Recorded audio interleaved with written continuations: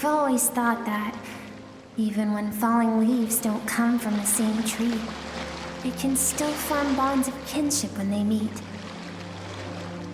Like meteors, you both made a journey through the stars. Both travelers who have landed on a planet that is not your home. Yet, when she first noticed your presence, although she hesitated for a moment, she still chose to walk away, indifferent as ever.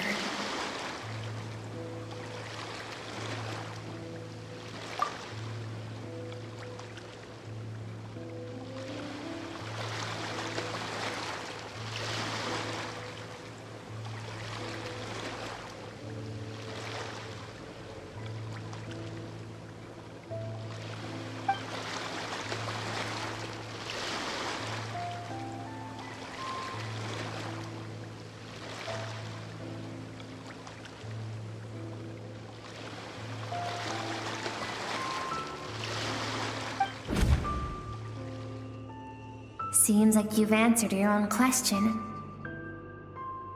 Skirk sees herself as a trespasser in this world.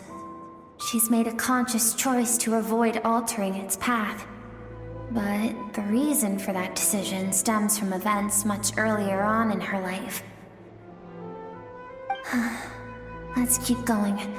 It's still a long way to the source of the river.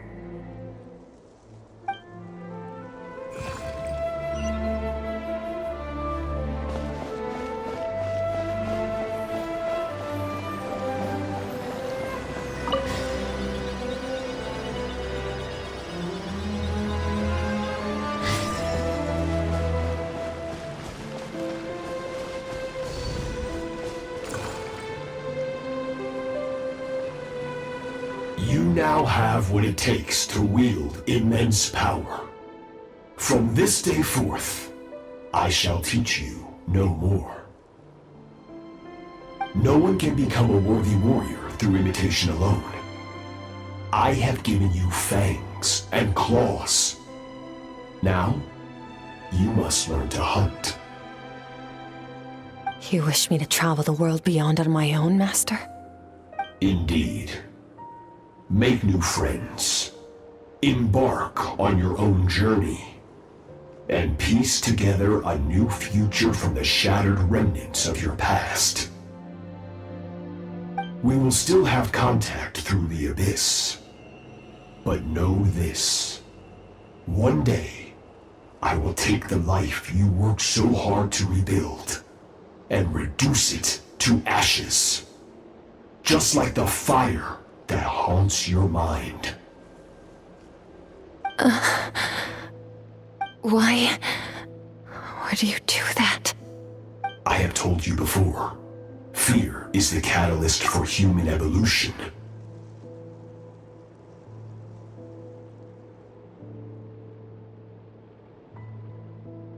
You have tasted loss. You have known fear so deep it can be felt in the bones.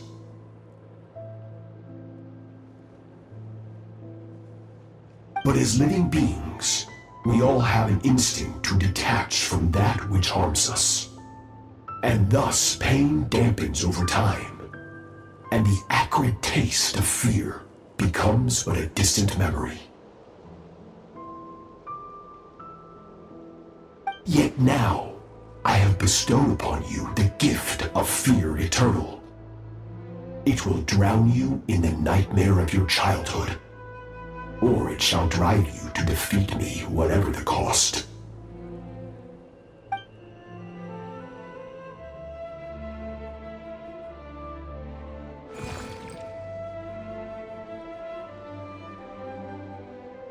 That is what Skirk's master, the foul Sertologi, looked like at one point in time. Of course, as a higher being, physical form is a triviality to him. He could appear as a beast, a human, or even a monster that defies description. The form you see him in here, clad in abyssal armor, is the one he usually wears when traveling through the stars.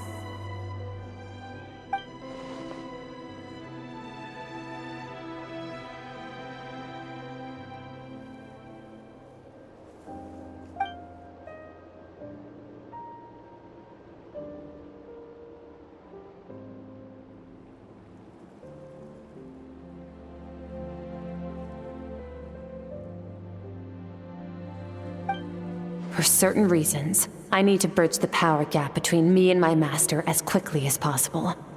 But first, I need to understand the source of his strength. To do that, I need to follow in his footsteps, walk the path he once walked, and somewhere along the way, I'll find out how to defeat him. That is my sole focus and purpose.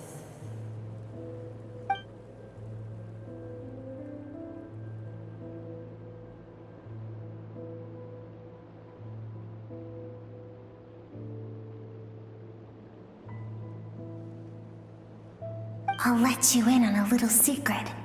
The real Surtology is terrifying. The scope of his power is impossible to understand until you experience it firsthand.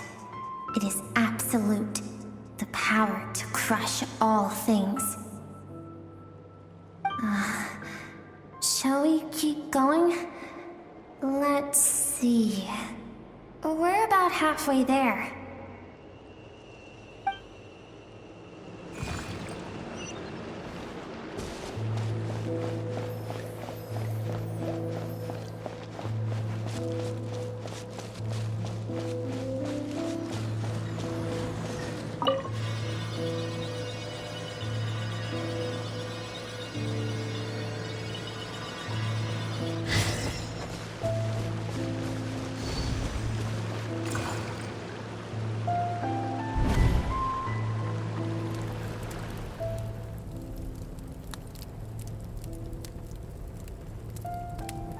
We've made it quite a ways already. This is Skirk, when she first began training under Surtology. I have set your broken wrist. Tomorrow, you're to train twice as hard. No tears this time. Good.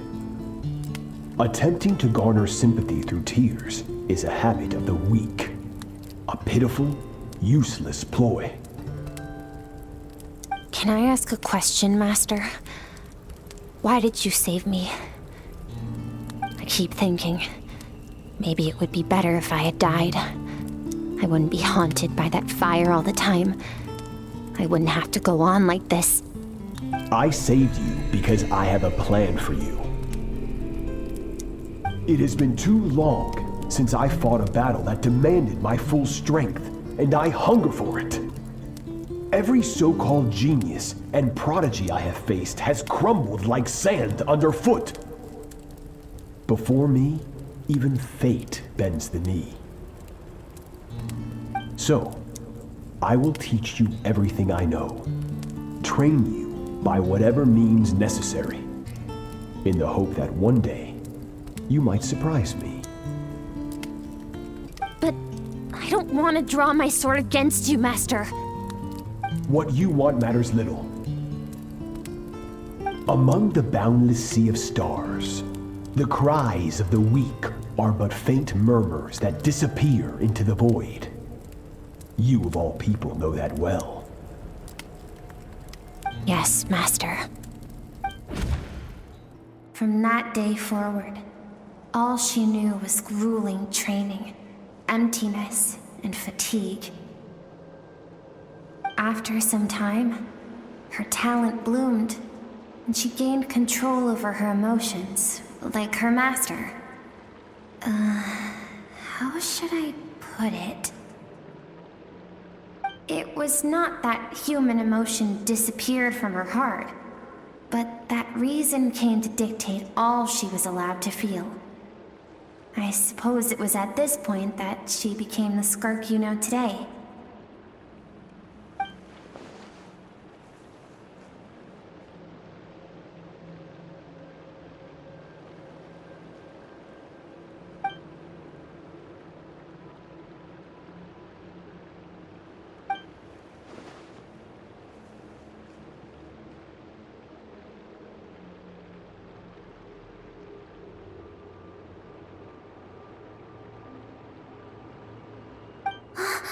We're nearly there. I almost don't want to reach the end. Well, shall we? This is the final stretch.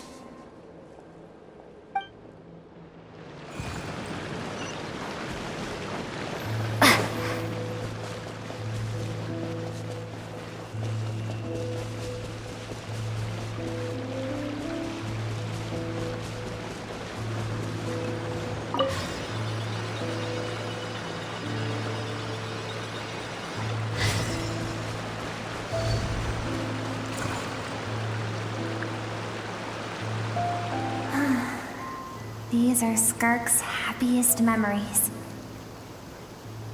What a simple and carefree time it was. Wisps of clouds dotted the sky. The sun bathed everything in golden light. And when song filled the air, not even the shyest of flowers could resist swaying along. This is Skirk's homeland. She was so curious about everything as a child, always skipping school to go exploring instead. There was so much to discover. The treasures at the bottom of the sea, the secrets beyond the stars, and that merchant ship packed with adults wearing those strange clothes.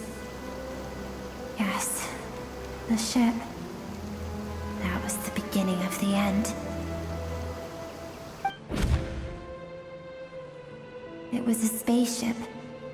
When it arrived, the people that disembarked wore smiles on their faces and spoke of friendship. They claimed to be merchants from a neighboring planet, looking to establish trade. Skirk's parents, her relatives, her neighbors, everyone welcomed the newcomers with open arms and allowed them to explore the planet. To them, the visitors were guests and should be treated with hospitality. No one had any idea of what was to come. Several months later, an army of unknown origin arrived without warning and carried out a ruthless campaign to destroy everything and everyone on the planet. Skirk had skipped school that day, like so many times before, so she was not caught in the immediate wave of destruction. But when she came home that day, only fire and ruin awaited her. Countless people cried out to her for help. People she knew and loved. Friends and relatives. The little girl who lived next door. The shop owner with the bad leg. The bad-tempered teacher she had made fun of just that morning.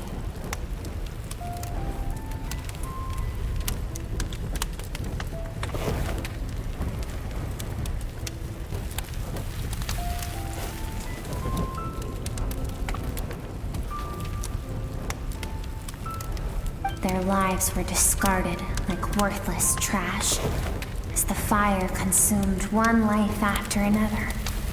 Skirk was helpless. All she could do was run.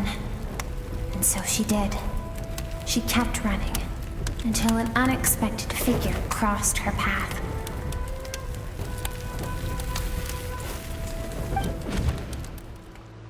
If Sertology hadn't been there in that moment, the fire would have claimed her life too.